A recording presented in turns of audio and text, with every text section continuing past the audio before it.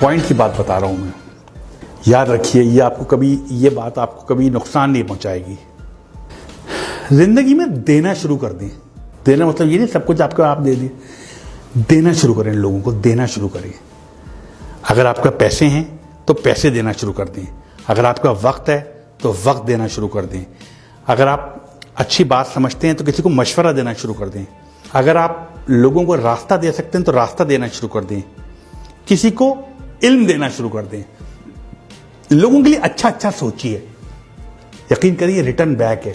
ये जो देने की सिफत है ना, देने की, ये इंसान की नहीं है, याद रखिएगा, ये अल्लाह की सिफत है। देने की सिफत, वो देता है, लेता किसी से कुछ नहीं है।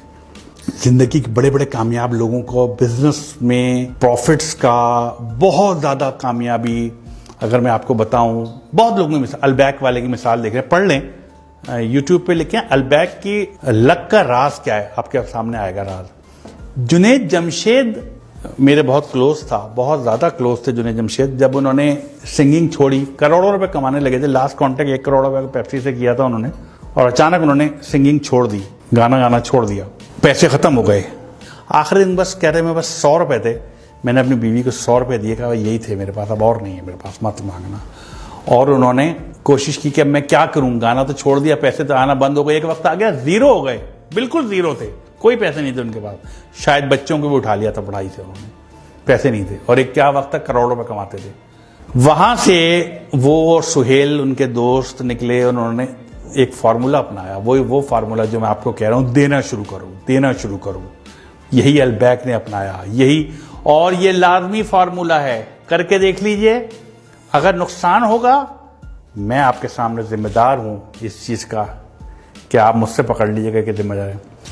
जिंदगी में जो भी प्रॉफिट कमाए ना, जो भी कमाएं और उसका प्रॉफिट हो, उसका 5% कैलकुलेशन के साथ 5% निकाल दें एक तरफ, और वो किसी जरूरतमंद की मदद कर दें उससे। आप देखें वो 5%, 10% बढ़ने, वो आपकी जो आमदनी है ना, वो बढ़ना शुरू हो जाएगी। आपकी जो 5% जो निकाल रहे हैं बढ़ने शुरू हो जाएंगे, 5% है वो तो 95 तो बच रहा है, वो अब बढ़ने शुरू हो जाएंगे आपके। किसी भी बड़े बिजनेसमैन से पूछ लीजिए जिसने ये किया हो, जिसने ये किया है, उसने बहुत कमाया है। अपनी आमदनी में से कुछ इंसानों के लिए, बने इंसान के लिए निकाल दीजिए जिनको जरूरत है आपके पैसों की। याद रखिए, अल्लाह ताला किसी का कर्ज नहीं रखता, कभी किसी का कर्ज नहीं रखता। एक साहब थे, बहुत मशहूर वाकया है, बहुत गुर्बत में रहते थे, बहुत गुर्बत में, कभी पेट भर के खाना नहीं खाया था। एक दिन वो अपने बिस्तर पे बैठे हुए थे, तो उनके पास एक फरिश्ता आ गया। उन्होंने पूछा आप कौन? कहते हैं मैं रिज़्क तकसीम करता हूं लोगों में। उस दौर की बात है जब बात हो सकती थी।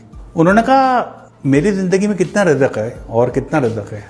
उसने कहा तुम्हारी जिंदगी में सिर्फ 10 रोटियां हैं बस, अब पूरी जिंदगी अब 10 रोटियां हैं, तुम्हारा रिज़्क इसके बाद नहीं है।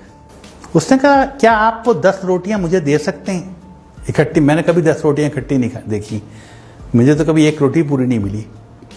क्या वो 10 रोटियां मुझे दे सकते हैं? उसने कहा अगर वो 10 रोटियां दे दी तो उसके बाद कुछ नहीं है तुम्हारी जिंदगी में, खत्म, बस इतना ही रिज़्क है।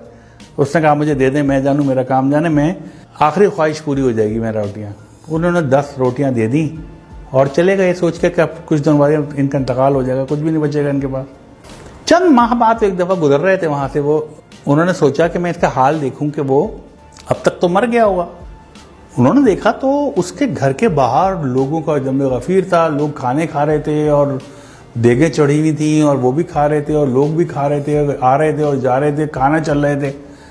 उन्होंने बहुत हैरत हुई इस बात पे, इनकी जिंदगी आखिरी 10 रोटियां थी, इस बात को महीने गुजर गए और आज इतना लोग खा रहा है।